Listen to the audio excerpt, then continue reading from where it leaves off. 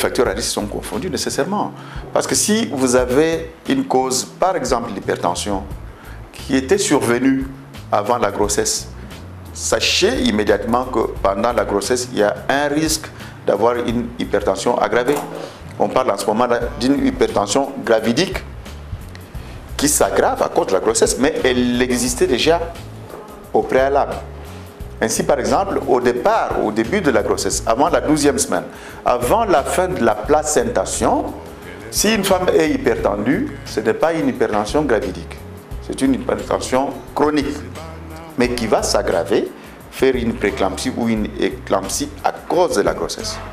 C'est la raison pour laquelle la première mesure qu'on fait, quand une femme entre lors de son identification, en dehors de son nom, son âge, sa profession, on prend la taille, on prend le poids, on prend la tension artérielle. C'est le premier paramètre qui vous permet déjà de classifier la personne. Encore plus dans les cliniques à haut risque. Nous en avons. Pourquoi? Parce qu'il faut s'attacher à rechercher, à identifier. Si vous prenez tout le monde au moment de son accouchement, vous ne verrez que les risques qui arrivent au moment du travail.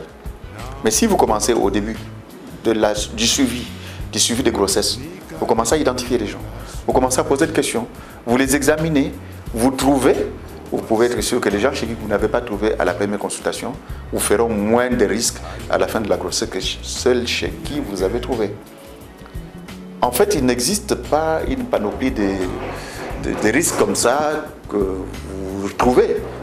Vous allez retrouver les risques que vous cherchez. Il faut identifier les gens.